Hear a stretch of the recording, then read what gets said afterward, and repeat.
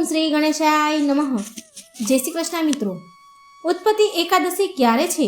25 તારીખે કે 26 તારીખે? તો આપણે આ સંપૂર્ણ માહિતી આ વિડીયોમાં સાંભળીશું।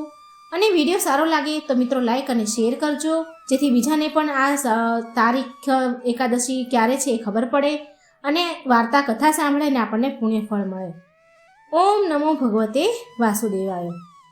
જેની ભક્તિના કોઈ પણ અંગનું આશ્રય લેવા પર ઉદય થયેલી સમ્યક ભક્તિ ભાવથી દિન વ્યાતી પણ સમસ્ત વિશ્વને આનંદ પ્રદાન કરી શકે છે એ શ્રી ચૈતન્ય ભગવાનનું હું આશ્રય ગ્રહણ કરું છું। પરમ ભગવાન શ્રી કૃષ્ણના આશ્રય ગ્રહણ કરવા માટે આપણે એકાદશી વ્રતનું પાલન કરવું જોઈએ, કારણ કે એકાદશી દેવી જ આપણને ભગવાન શ્રી કૃષ્ણની શુદ્ધ ભક્તિ પ્રદાન કરી શકે છે। આ કળિયુગના સમયમાં સરળ ઉપાય આ જ છે કે હરે કૃષ્ણ મહામંત્રનો વધારેમાં વધારે જાપ કરવો અને શ્રીમદ ભગવત ગીતા અને અન્ય ધર્મ ગ્રંથો વાંચવા અને એકાદશી વ્રતનું પાલન કરવું। આનાથી આપણા આધ્યાત્મિક જીવનમાં પ્રગતિ થઈ શકે છે। અને આવી જ એક પરમ મંગલકારી એકાદશી છે ઉત્પત્તિ એકાદશી, જે દિવસે એકાદશી દેવીનો સ્વયં પ્રાદુર્ભાવ થયો હતો।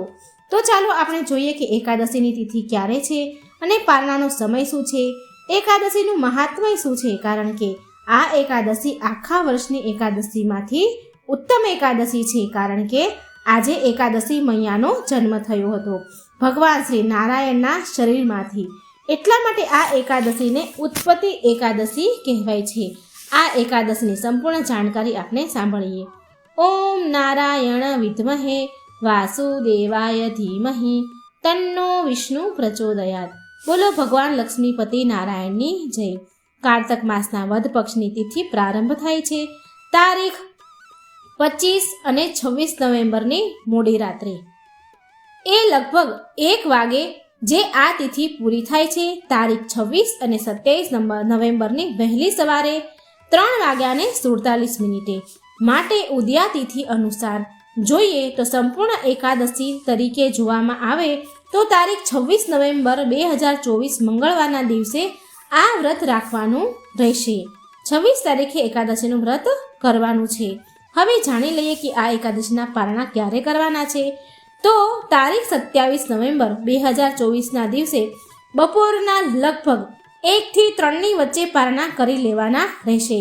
પારણા અર્થાત વ્રતનું સમાપન, જે એકાદશીના દિવસે આપણે સંકલ્પ કર્યો હતો એકાદશી વ્રતનો, તે આપણે છોડવાનો છે, એને આપણે પારણા કહીએ છીએ। એ સંકલ્પ છોડવાનો છે। હવે આ ઉત્પત્તિ એકાદશીની આપણે વ્રત કથા સાંભળીએ। તો આ એકાદશી કેવી રીતે ઉત્પન્ન થઈ અને આ આટલી પવિત્ર કેમ મનાય છે, ચાલો જાણીએ। ભગવાન શ્રી કૃષ્ણ યુધિષ્ઠિર મહારાજને એકાદશીની કથા સંભળાવી રહ્યા છે। ભગવાન શ્રી કૃષ્ણ બોલ્યા, હે કુંતી નંદન, પ્રાચીન સમયની આ વાત છે। સતયુગમાં મૂર નામનો દાનવ રહેતો હતો। તે બહુ અદ્ભુત, અત્યંત રૌદ્ર અને સંપૂર્ણ દેવતાઓ માટે ભયંકર હતો। એ કાળ રૂપધારી દુરાત્મા મહાઅસુરે ઇન્દ્રને પણ પરાજિત કરી દીધા હતા। સંપૂર્ણ દેવતા એનાથી પરાજિત થઈને નીકાળી દેવામાં આવ્યા હતા સ્વર્ગલોકમાંથી, અને ભયભીત થઈને દેવતાઓ પૃથ્વી પર વિચરણ કરવા લાગ્યા। એક દિવસ બધા જ દેવતાઓ મહાદેવ પાસે ગયા। ત્યાં ઇન્દ્રદેવ ભગવાન શિવને તેમનો હાલ કહી સંભળાવી રહ્યા છે કે હે મહાદેવ, બધા જ દેવતાઓને સ્વર્ગમાંથી કાઢી મૂકવામાં આવ્યા છે અને પૃથ્વી પર વિચરણ કરી રહ્યા છે। મનુષ્યોની વચ્ચે રહેવાનું દેવતાઓને શોભા નથી આપતું। હે મહાદેવ, કોઈ ઉપાય બતાવો। દેવતાઓ કોના સહારો લે પ્રભુ? એટલે મહાદેવ બોલ્યા, દેવરાજ, જ્યાં તમે શરણ આપનારા, બધાની જ રક્ષા કરવાવાળા, તત્પર રહેનારા જગતના સ્વામી ભગવાન ગરુડધ્વજ વિરાજમાન છે, ત્યાં જાઓ તમે, એ તમારી રક્ષા કરશે। ભગવાન શ્રી કૃષ્ણ કહે છે કે હે યુધિષ્ઠિર, મહાદેવની વાત સાંભળીને પરમ બુદ્ધિમાન દેવરાજ ઇન્દ્ર સંપૂર્ણ દેવતાઓ સાથે ક્ષીરસાગરમાં ગયા, જ્યાં ભગવાન ગદાધારી સૂઈ રહ્યા હતા। ઇન્દ્ર ભગવાને હાથ જોડીને એમની સ્તુતિ કરી અને બોલ્યા, હે દેવેશ્વર, તમને નમસ્કાર હો। હે દેવ, તમે જ પતિ અને તમે જ મતિ, તમે જ કર્તા, તમે જ કારણ છો, તમે જ બધા લોકોના માતા અને તમે જ પિતા છો। દેવતા અને દાનવો બંને તમારી જ વંદના કરે છે. હે પુંડરીકાક્ષ, તમે જ દૈત્યોના શત્રુ છો. હે મધુસૂદન, અમારી રક્ષા કરો પ્રભુ. હે જગન્નાથ, અત્યંત ઉગ્ર સ્વભાવવાળા મહાબલી દૈત્યએ આ સંપૂર્ણ દેવતાઓને જીતીને અમને સ્વર્ગથી બહાર કાઢી મૂક્યા છે, નીકાળી દીધા છે. હે ભગવાન, શરણાગત વત્સલ દેવતા ભયભીત થઈને તમારા શરણમાં આવ્યા છે. દાનવોનો વિનાશ કરવાવાળા કમલ નયન ભક્ત વત્સલ હે દેવેશ્વર, હે જગન્નાથ, અમારી રક્ષા કરો, રક્ષા કરો ભગવાન. શરણમાં આવેલા દેવતાની સહાયતા કરો. ઇન્દ્રની આવી વાત સાંભળીને ભગવાન વિષ્ણુ બોલ્યા, હે દેવરાજ, આ દાનવ કેવો છે, એનું રૂપ અને બળ કેવું છે, તથા એ દુષ્ટના રહેવાનું સ્થાન ક્યાં છે, કેવું છે? ઇન્દ્રદેવ બોલ્યા કે પૂર્વકાળમાં બ્રહ્માજીના વંશમાં તલજંગ નામનો એક મહાન અસુર ઉત્પન્ન થયો હતો, જે અત્યંત ભયંકર હતો, જેનો પુત્ર મૂર દાનવ નામથી વિખ્યાત છે. એ પણ અત્યંત મહાપરાક્રમી અને દેવતાઓ માટે ભયંકર છે. ચંદ્રાવતી નામથી એક પ્રસિદ્ધ નગરી છે, ત્યાં તે તેનું નિવાસ સ્થાન બનાવીને નિવાસ કરે છે. એ દૈત્ય સમસ્ત દેવતાઓને પરાજિત કરીને સ્વર્ગલોકમાંથી બહાર કરી દીધા છે. અમને તેણે એક બીજા ઇન્દ્રને સ્વર્ગના સિંહાસન બેસાડી દીધા છે. અગ્નિ, ચંદ્રમા, સૂર્ય, વાયુ તથા ગરુડ પણ એણે બીજા જ બનાવ્યા છે. હે જગન્નાથ, હું સાચી વાત કહી રહ્યો છું. દેવતાઓને તેણે પ્રત્યેક સ્થાનથી વંચિત કરી દીધા છે અને અન્ય નવાને બેસાડી દીધા છે. પ્રભુ, ઇન્દ્ર ભગવાનની વાત સાંભળીને ભગવાન વિષ્ણુએ બહુ ક્રોધ કર્યો. એમને બહુ ક્રોધ આવ્યો. તેમણે દેવતાઓને સાથે લઈને ચંદ્રાવતી નગરીમાં પ્રવેશ કર્યો. શ્રી હરિએ ભગવાન ગદાધરે જોયું કે દૈત્યરાજ વારંવાર ગર્જના કરી રહ્યો છે અને એનાથી પરાજિત થઈને સંપૂર્ણ દેવતા દશેય દિશામાં ભાગી રહ્યા છે. હવે એ દાનવ ભગવાન વિષ્ણુને જોયું અને બોલ્યો. એ દાનવ ભગવાન સામે જોઈને કહે છે કે ઊભો રહે, ઊભો રહે. એની આવી લલકાર સાંભળીને ભગવાનના નેત્ર ક્રોધથી લાલ ઘૂમ થઈ ગયા. ભગવાન શ્રી હરિ બોલ્યા કે અરે દુરાચારી દાનવ, મારી આ ભુજાઓને તો તું જો. આમ કહી ભગવાન વિષ્ણુએ એમના દિવ્ય બાણો સામે આવેલા દુષ્ટ દાનવોને મારવાનું આરંભ કરી દીધું. દાનવો ભયથી ધ્રુજી ઉઠ્યા. હે પાંડુનંદન, ભગવાન શ્રી કૃષ્ણ કહે છે, ત્યાર પછી વિષ્ણુ ભગવાને દૈત્ય સેના ઉપર ચક્રથી પ્રહાર કર્યા. તેનાથી છિન્ન ભિન્ન થઈને સેંકડો યોદ્ધાઓ મોતના મોઢામાં ચાલ્યા ગયા. પછી ભગવાન મધુસૂદન બદ્રિકા સદન ચાલ્યા ગયા. ત્યાં સિંહાવતી નામની ગુફા હતી, જે 12 યોજન લાંબી હતી. હે પાંડુનંદન, એ ગુફામાં એક જ દરવાજો હતો. ભગવાન વિષ્ણુ એમાં સૂઈ ગયા. પછી દાનવ મૂર તો ભગવાનને મારી નાખવાની મનસાથી તેની પાછળ લાગ્યો જ હતો અને અંતમાં એણે પણ એ જ ગુફામાં પ્રવેશ કર્યો જ્યાં ભગવાન સૂતા હતા. ત્યાં ભગવાનને સૂતેલા જોઈને એ દાનવ આનંદમાં આવી ગયો. એણે વિચાર્યું કે આ દાનવોમાં ભય ઉત્પન્ન કરનાર, ભય આપનાર દેવતા છે, માટે નિસંદેહ આને હું મારી નાખીશ.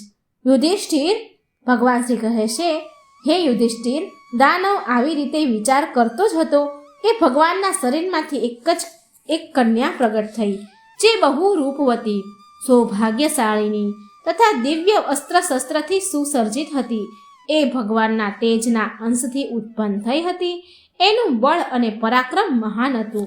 હે યુધિષ્ઠિર, દાનવરાજ મૂર એ કન્યાને જુએ છે અને કન્યાએ યુદ્ધનો વિચાર કરી દાનવ સાથે યુદ્ધ કરવા માટે યાચના કરી અને યુદ્ધ છેડાઈ ગયું.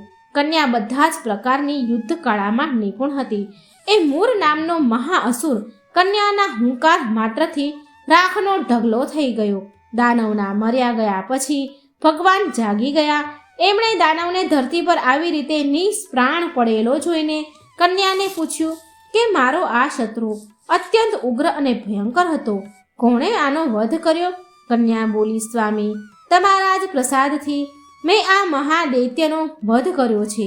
શ્રી ભગવાન બોલ્યા, હે કલ્યાણી, તારા અકર્મથી ત્રણેય લોકના મુનિ અને દેવતા આનંદિત થઈ ઉઠ્યા છે.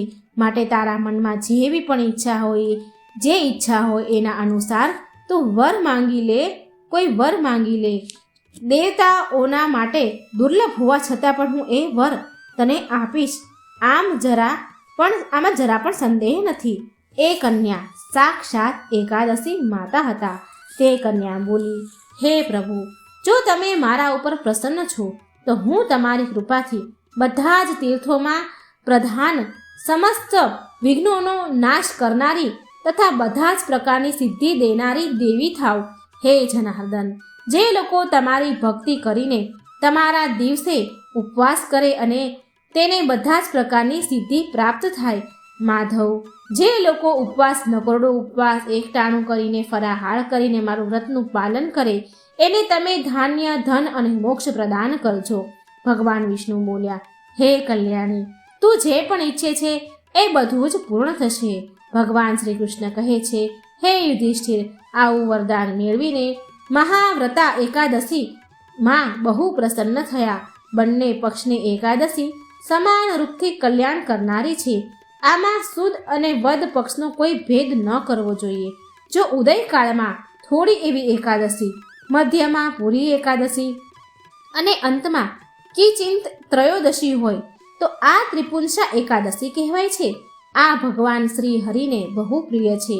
જો આ ત્રિપુંસા એકાદશીએ ઉપવાસ કરવામાં આવે તો 1000 એકાદશીનું ફળ પ્રાપ્ત થાય છે. તથા આવી રીતે દ્વાદશીમાં પારણા કરવાથી 1000 ગણું ફળ માનવામાં આવ્યું છે. જે મનુષ્ય એકાદશીમાં ઉપવાસ કરે છે એ વૈકુંઠ ધામમાં જાય છે, જ્યાં સાક્ષાત ભગવાન ગરુડધ્વજ બિરાજમાન રહે છે. જે મનુષ્ય એકાદશીના મહત્વને સાંભળે છે, પાઠ કરે છે, એને 1000 ગૌદાનનું પુણ્ય ફળ મળે છે. જે દિવસ અને રાતમાં ભક્તિપૂર્વક આ એકાદશીનું મહત્વ સાંભળે છે, કથા વાર્તા સાંભળે છે, એની સંદેહ બ્રહ્મ હત્યા જેવા પાપોથી મુક્ત થઈ જાય છે. એકાદશી સમાન પાપ નાશક વ્રત બીજું કોઈ નથી. તો આવી રીતે ભગવાન શ્રી કૃષ્ણએ યુધિષ્ઠિરને એકાદશી, ઉત્પત્તિ એકાદશીની કથા સંભળાવી, મહાત્મય સંભળાવ્યું. તો એકવાર પ્રેમથી બોલો, જય શ્રી હરિ વિષ્ણુ લક્ષ્મીપતિ નારાયણની જય. ઓમ નમઃ શિવાય. હર હર ગંગે. મિત્રો, વિડીયો સારો લાગે તો લાઇક, શેર કરવાનું ભૂલશો નહીં અને આ ચેનલને એકવાર સબસ્ક્રાઈબ જરૂર કરી દેજો. જય શ્રી કૃષ્ણ. રાધે રાધે. Thank you.